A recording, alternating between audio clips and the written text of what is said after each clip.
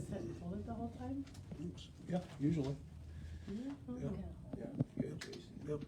So you know when to push the button, right? Yeah. Yeah, okay. Yep. Why do you have to hold it the whole time? Oh, to get the screen and him. So, Oh. yeah. I got a way that you can prop it up, not have to hold Well, that's what the box was for, but it wasn't getting the screen. So, it. Try tipping it on the other side, instead of the shorter side. Tip it on the higher side and see if that brings it up higher. oops. Still gotta hold something, but that's. We'll figure it out. Try this. See if that gives you a little leverage. It's okay. So try it the back side. Backside. Yeah. So you can And that's tilt what I it. do to my laptop, so it gets air. Isn't that crazy how they overheat? But you know what, I learned the last. Let's stay. Not Try really. this and see if that will make it so it doesn't move. Because that's kind of a slick. Okay. That might not move. Okay. So, Try this. Yeah, my daughter just bought a new Apple computer Nope. because Okay, now try it. college And try. really runs hard. I don't know where your thing is. It's just her Dell just yeah, there's overheats no. all the time. Okay. And so I'm trying to. that's the problem. And they said, Trying to get you and the screen. Is it, don't can know. you see it now? Well, we're just trying to get it so he didn't have to hold it the That's whole okay. time. Okay, okay. I No, think we're just playing with it. We're ready to go. Okay, are you recording it? Yes. Okay, great. So, the first question I'm gonna ask you tonight, before we get into the slides, is why do I do these talks? And some of you who've been here enough times probably could answer that question pretty easily. But why do I ask you to take a half an hour out of your life on a Tuesday night? And why do I, put together these talks on a Tuesday and do them? Why do I do that? To learn to be healthy. Well, knowledge is power, and if you have things that you feel like they're important, and you think maybe what you're saying is important, then that's pretty a win-win. Yeah. So that's right. And so what I'm trying to do, first of all, I want to create a healthier community in Lincoln. Would you say Lincoln is a healthy community, not a healthy community? What would you guys say? There's some healthy things about it, as different from a bigger city, but there's, in my opinion, way too much control with certain medical professions. Okay. Enough knowledge isn't getting out to people to give them more freedom to see what they can do. To make better choices. Yes. But the Yeah. water's not healthy. So, No, the okay. air is So not you- healthy, but. You look at the things about Lincoln and it's not healthy and they're not doing things to make it better. So let's talk about the things that we can absolutely control. Okay. So we control the things that we do, though. And so my goal is to give people knowledge so they can be healthier people. Now, do you get that knowledge? If you watch TV and look at the pharmaceutical commercials, that gives you knowledge to stay healthy. I know that's a really obvious question, isn't it? Okay.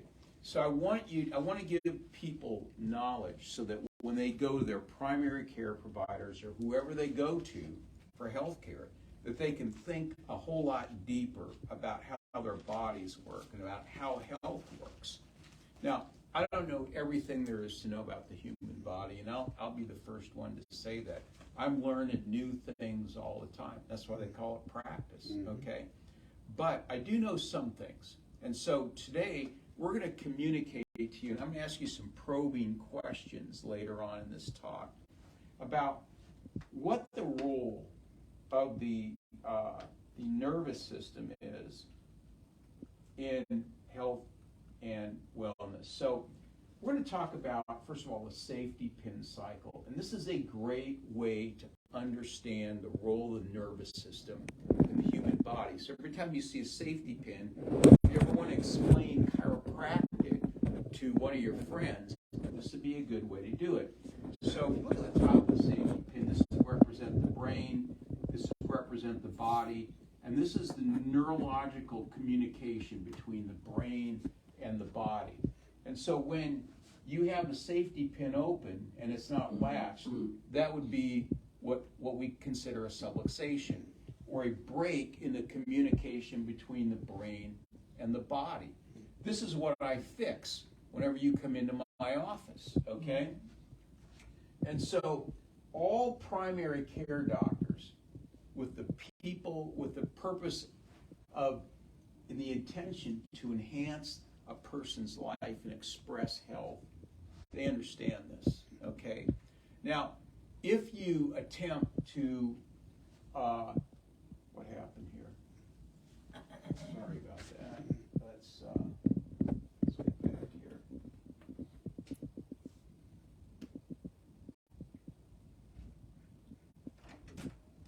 Okay, we got it connected.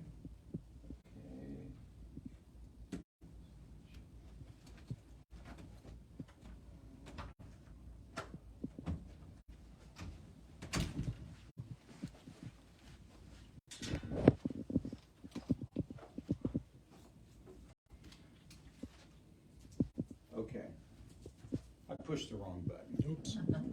All right, so if you look at this law of the nervous system and how it works, it's not some like chiropractic thing that we dreamed up, okay?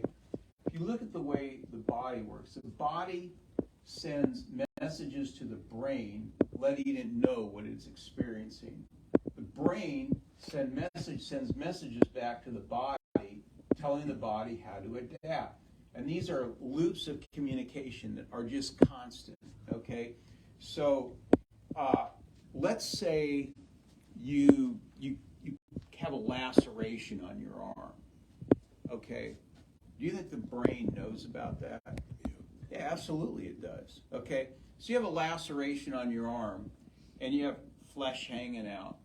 What are your body going to try and do with that? Fix it. Try to heal. Try and heal it. Get wounds and. Yeah. So you, with this laceration, the body's either going to try and put it back together again, okay, or it's going to try and fight a massive infection that's probably going to create in the body. But the body knows what to do. Well, through the brain. Through the brain. Yeah, the brain is. Because the brain is directing all of that. Yeah. So you have a laceration, that information goes up to the brain. The brain goes, okay, what do we need to do? And it comes back down. Now, let's say that you cut off the nerve supply from the arm to the brain. What would happen? No message. No message, nothing, okay? You're not going to get a response. And in fact, there is a very famous Russian, we learned this back in the 70s in chiropractic school, a very famous Russian, I think his name was Speransky, who did some experiments like that with rabbits. You know, he would cut off the nerve supply to the ear, from the ear, and then he'd give the rabbit an infection. The rabbit couldn't fight it, okay? The body didn't know what to do with it, all right? And so that's what happens in the nervous system. Our nervous system has to be intact for our body to know what to do with what we experience. And this is what we call the efferent and afferent pathway. Now, I'll tell you an easy way to remember this. Think of the efferent pathway. Come on in, Terry. As effervescent bubbles bubbling over out of our brain and into our body. That's how I remember that. Otherwise, I couldn't keep it straight. So this is the efferent pathway. This is the afferent pathway. Now, anyone who does not know this or respect or understand these pathways before administering a diagnosis is really violating one of the laws of life, because unless you understand how the body works and how the nervous system affects the body, how can you really help somebody heal? it's much harder. So let's look at the nerve supply from the brain to the body. Look at different scenarios. This is bad scenario number one. When the head is severed from the body, what happens? Die. You die. How fast? Fast. Like instantaneously, okay? Instant. Like the French found that out with the guillotine, all right? And so why do you die instantaneously? Because the brain is severed and it cannot tell your body what to do. You have to have nerve communication from the brain to the body. If you cut that off completely, instant death, all right? So let's look at bad scenario number two. Christopher Reeve, partial severing of the nerve supply from the brain to the body. Much, but not all the nerve supply is cut off.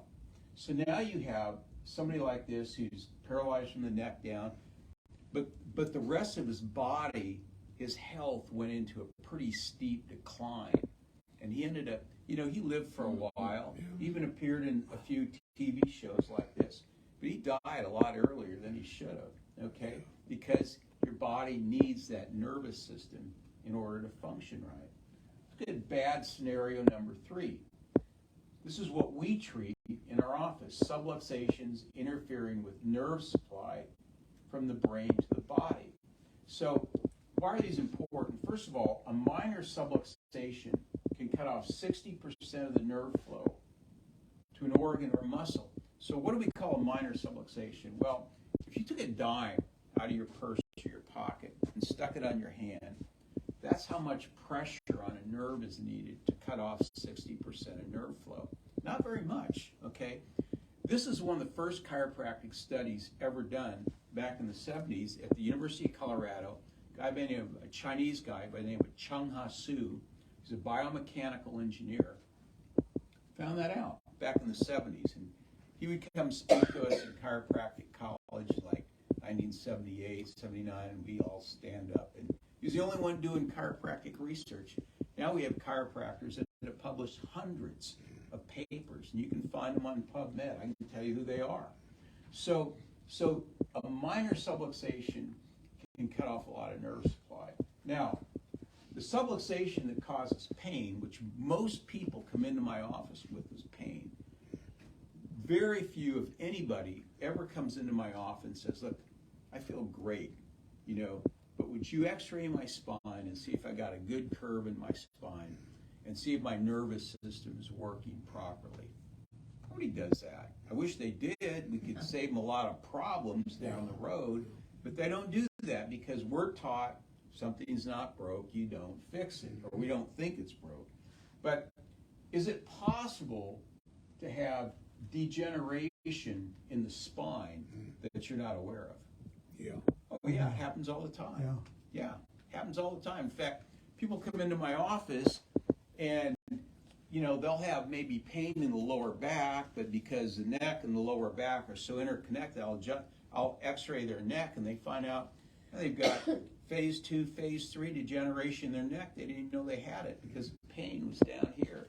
And sometimes there's no degeneration down here, and that's where the pain is, but the degeneration is in the neck. So you don't always feel it, and sometimes when you do feel it, that's when it's been there for quite some time. So the origins of life is triggered by what happens in the central nervous system. The brain constantly doing its best to make your body adapt. There's no evidence that a healthy brain can cause a sick human being. Okay. Now, can a sick brain cause a sick human being? Yes. Yeah. Yeah. Okay. So let me ask you this: what would be an example of a brain or a reason that a brain would get sick over time? What would cause that? Well, it happened to my mother, too much smoking and too much alcohol. Yeah, good answer. Yeah. So like our lifestyle, or too much sugar, Too much sugar. Type 3 diabetes is a brain issue, okay? So here's the thing.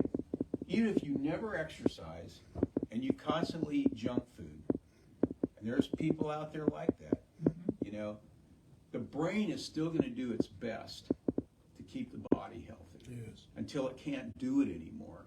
And then you're going to have problems, okay? And there's people, I've read about people that are like this, that it's a big, wealthy investment banker in New York City. Now, this is like, probably happened 12, 13 years ago. The only thing he ever ate, he ate a shrimp cocktail for lunch and a steak for dinner. That's all he had. Shrimp cocktail for lunch, steak for dinner. And one day his body needed more than that. Couldn't, and he just got real sick and went downhill. But you can't live off of that. You know, you need more than just a shrimp cocktail and a steak. But his body did its best to keep him alive and keep him going until it couldn't do it anymore. And so your brain will try and adapt the best that it can. Now, recent research, this is a chiropractor who published this, Scientific Reports, very prestigious journal, published research that conclusively demonstrated that loss of curve in the neck diminishes neurological function to the body, from the brain to the body, and the body to the brain. When the curve is restored, normal transmission is also restored. That was a landmark study in chiropractic, 2021. And so basically what he said was this: if you're, hold your fingers up like this, everybody, okay? This is the curve of your neck, okay? It should balance, so this is how your neck should curve. When your neck curves like this, you have normal nerve transmission from the brain to the body. When it does this, okay, then you stretch the spinal cord, and that changes. And if you can change that back to this shape here, what happens is you get normal nerve transmission back again. It's a powerful study. Now, here's another one that was done by a chiropractor. The same truth is blood supply to the brain. You know, a neck that's curved properly, and I'll show you a picture of that.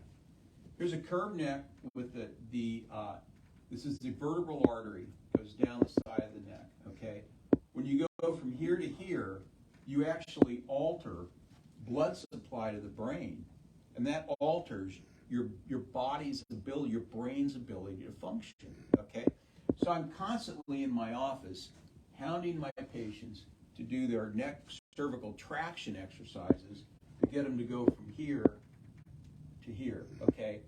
You know, and I ask people that all the time. You doing your neck exercise? You doing your traction exercises? They probably want to bang their head against the wall because they're so tired of hearing me ask them about it. But it's really important. Okay. So when we have pain, and I have a whole talk on this, but sometimes the subluxation is down here, but we perceive pain in the brain. Okay, that's where we perceive it in our brain. Now, if we look at the central nervous system and how it works, look at the way a person is formed in the womb. You have two cells, sperm and egg cell. They come together. They start dividing like crazy. So the first thing that happens is you get a notochord with this thing that comes out of it. This is the primitive brain and the spinal cord. Very first thing to form in the body when the human is forming. Central nervous system, first thing to form. Why do you think that is? Anybody? Why do you think the central nervous system forms first? Well, that's sort of basic from everything else. It's going to be growing. Yeah, so that's a great answer. Everything else grows off of that.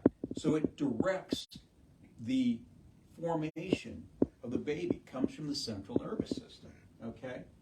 So organs grow off the nerves directed by the brain, all right? So that's why, you know, the 6-week to 12-week period in the development of a fetus and a human being is so crucial, because that's when, you know, things can go awry during that period. So, Could I ask a question before, because maybe you're going to answer it, but you were talking about these neck exercises, but as a person gets older, those bones start to get really sort of fused together. They sort of like staying in one place. not always. I mean, I've seen older people where they're not fused together. And I don't see, in fact, I would say this, I don't see a lot of patients that have actual fusion in their neck. I see patients that are getting close. And if they're getting close, you can still help those people with cervical traction. You can still exercise that and get that disc working better.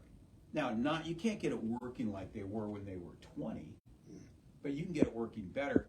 But I don't see a lot of patients that have actual fusion where the bones are just fused together. I've seen some like that, but I don't see a lot like that. Not as many as you might think that I would. Okay, and I want to prevent that. That's kind of why I give those traction exercises. So if you look at the way the body protects things, we have the brain and the spinal cord are protected by bone. We have ribs that protect our vital organs. By weight, bone is 9 times stronger than steel. So is it a coincidence that the brain and the spinal cord are encased in bone? No, it's the most important. It's the most sensitive, important system in our body. So subluxations have been described in several different ways. The classic model is the bone on the nerve model. I don't think that's as accurate as we once thought. I think that nerves are irritated more by inflammation and by stretching more than the bone on the nerve. I mean, you can have outright compression of a disc on a nerve, but there's been MRI studies done on asymptomatic people, and can't remember what percentage of these people had bulged discs, pretty significant herniated discs, and they had no symptoms. So it isn't always the case where somebody walks in and you see a herniated disc, and you go, in fact, this became an issue because when we first got MRIs, which is a great tool, somebody come in and they'd have pain down their leg, they get an MRI, they go, yeah, the L4 disc is herniated, we need to fix that. And they'd fix it, and the pain wouldn't go away because that really wasn't the problem. That's what we thought the problem was, not me, because I don't do surgery on those people. So it isn't always a compression on a nerve. It's an irritation of a nerve. Sometimes it can be coming from up here rather than down here, even though the problem is down the leg. Or it could be coming from an organ. It could be reflexing from an organ. I think I've told this story before where I had a woman come in here and she had this chronic leg pain. She's a friend of mine, actually. I was just determined to figure out what was wrong with this leg pain. So one day I was working with her and I figured out it was coming from one of her ovaries. Had to be. So I gave her some of my standard process stuff for ovarian function. She started taking her leg pain went away. Okay, it wasn't a classic sciatic nerve issue. It was a reflexing from something that's somewhere else in her body, and that happens. So subluxations have been described in lots of different ways. I would say that I think it's probably more like number 4, but I don't know totally. That's what I think it is. So if we look at this, the scientific evidence proves that when you have a subluxation and you get it adjusted, you just do better. Problems decrease. So there's 3 ways that you can look at chiropractic. I don't believe in chiropractic. Anybody ever heard that? Oh, yeah. Oh, God, You have? Oh, yeah. Okay. Yeah, I have too, People have said it to my face. Chiropractic is only good for pain relief. It's a natural aspirin. How many of you heard that? Good for pain relief? Yeah. Okay, so here, and then, or you can look at chiropractic enhances the way my entire body works, and thus the expression of life and organ function. Now, here's my first question that I want you to think about. Okay, and she put the question on the board up there. Why do I treat people continue to treat people even when they're pain-free. Why would I do that? To keep them from getting the pain again. Yeah, that's a good answer. Keep the pain from coming back, okay? So why would the pain come back? Why would it come back? If they're doing things, like ergonomics, me for instance, sitting the wrong way, you're helping keep it in line. So when people are doing those things that caused it to get to that point in the first place, it doesn't get back to that. Yeah, they have lifestyle issues. Certain. Okay. What else? Why else would I do that? Why else would I treat somebody when they don't have pain? Now, Medicare won't let you do that. Medicare is all about pain. That's government, I think the government causes more pain than anything else. That's another issue, okay? So anyway, why else would I treat? Yes. You could do preventative. Preventative, that's right, okay, which is a little bit like you were saying. Okay, how about people, let's say that you come in and you're getting pain, let's say pretty significant lower back pain, you've had it for a while, and you come in, I'm just thinking about a specific patient of mine who's not here tonight, 3 pretty significant degenerative discs in the lower back. So in this particular case, I adjusted him for a month or for 6 weeks. He completely pain-free after 6 weeks. And he could do stuff he hadn't been able to do in a long, like play golf and not get pain. He'd play 18 holes of golf, and he wouldn't be stiff and sore. He hadn't been able to do that in a long time.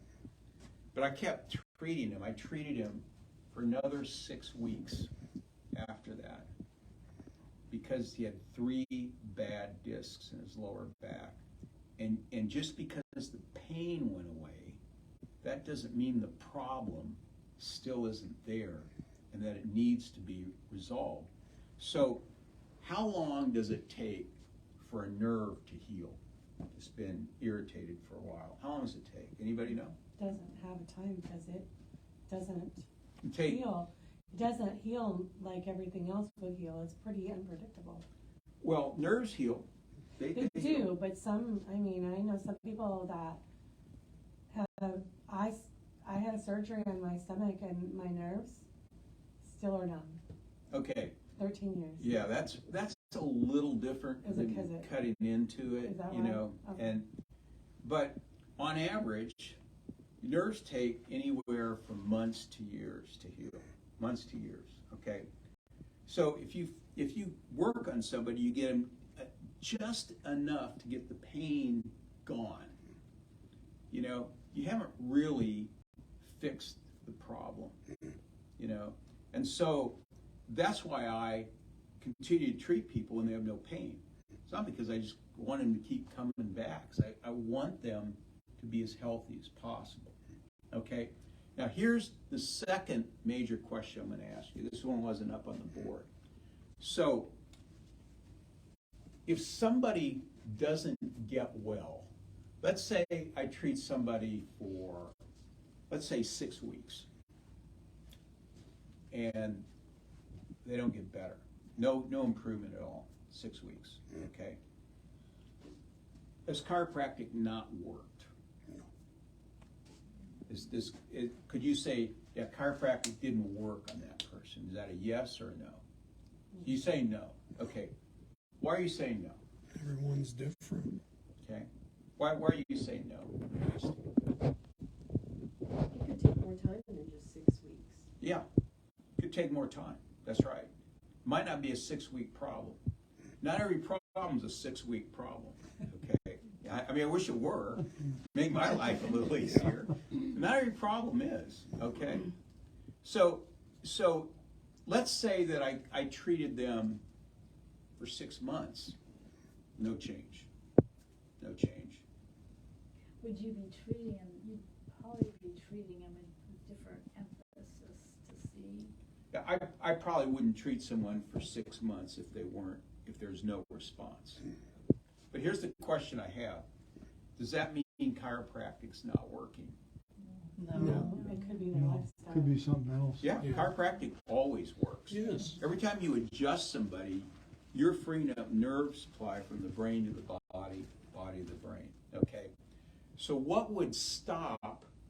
What would cause somebody not to get better? What would cause, like, say I'm adjusting somebody? I'm thinking of one particular patient who isn't here tonight, by the way. What would cause somebody not to get better? Maybe just, haven't, quite, well, like two things, maybe the person doesn't want to get better, but the other thing is maybe we still haven't gotten the right energy pathway to heal, open up or something. Okay.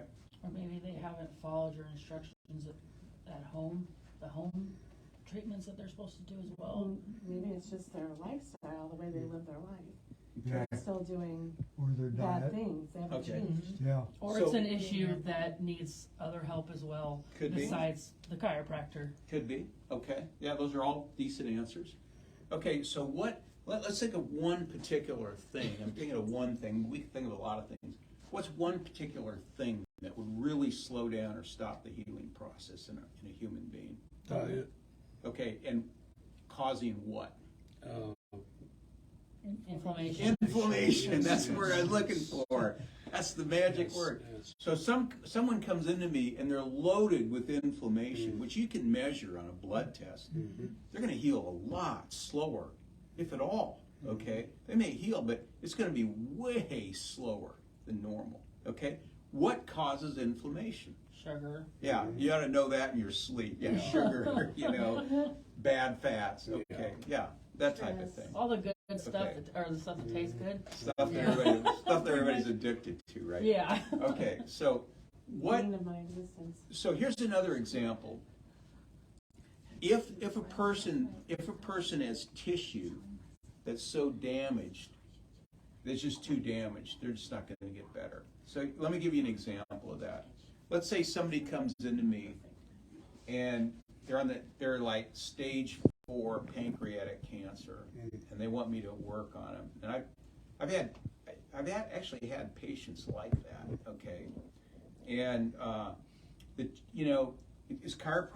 will chiropractic work when I adjust them? Absolutely, it'll work. Yeah. But is the tissue damage so severe that maybe they can't get better? Yeah, and very possibly. Yeah, probably in that situation.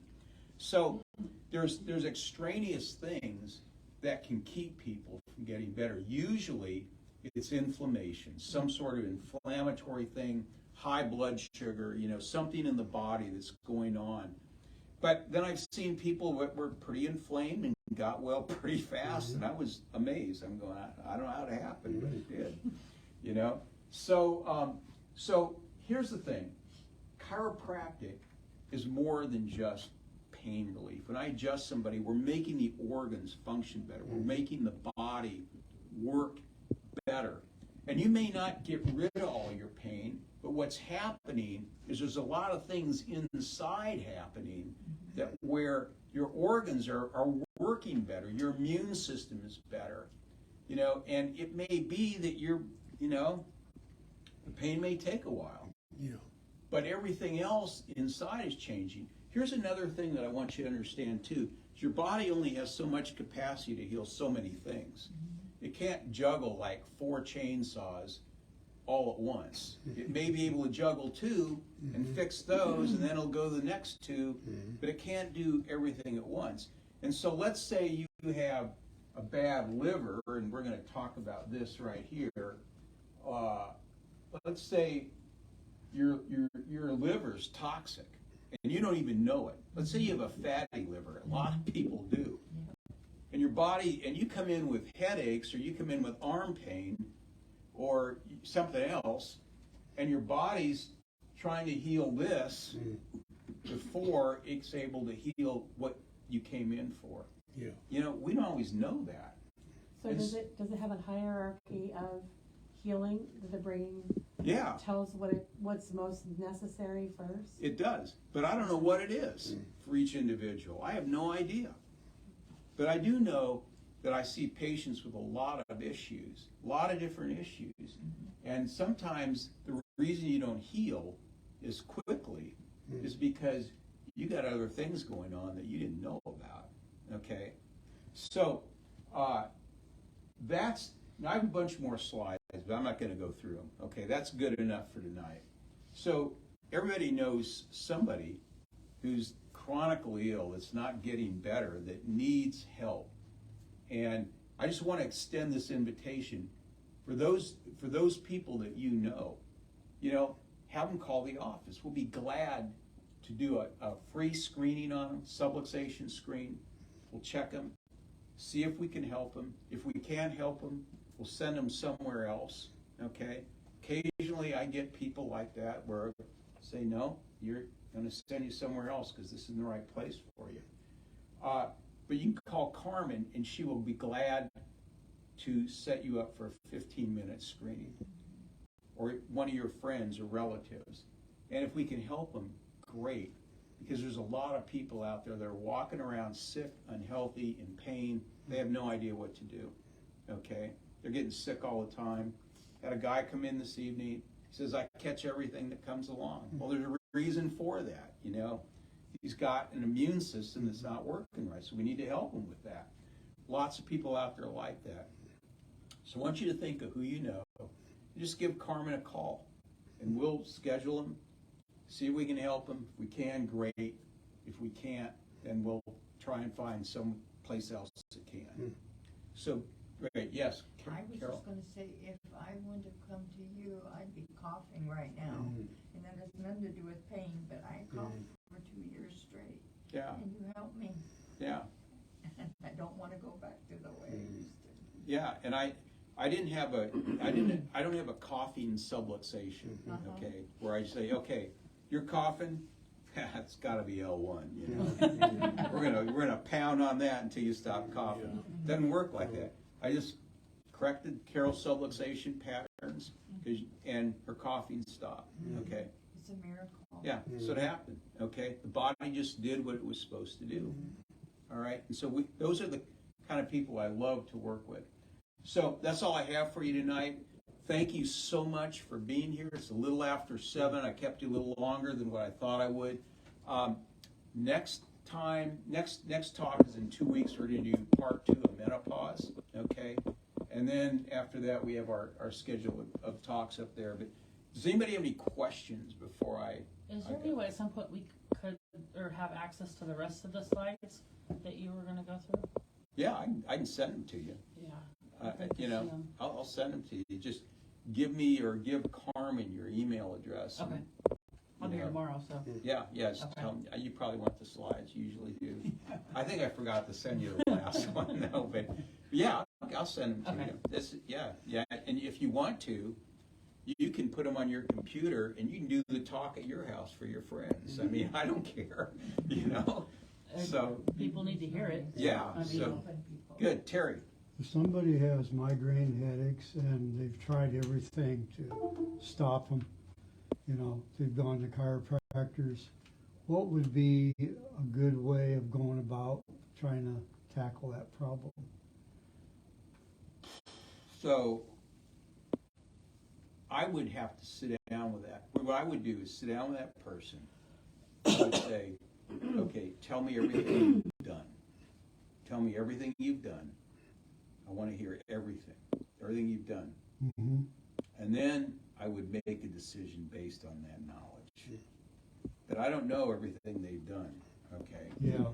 And so, Well, it's a deal where they didn't have any children, and it's always been work-related where they get all kinds of different problems with headaches.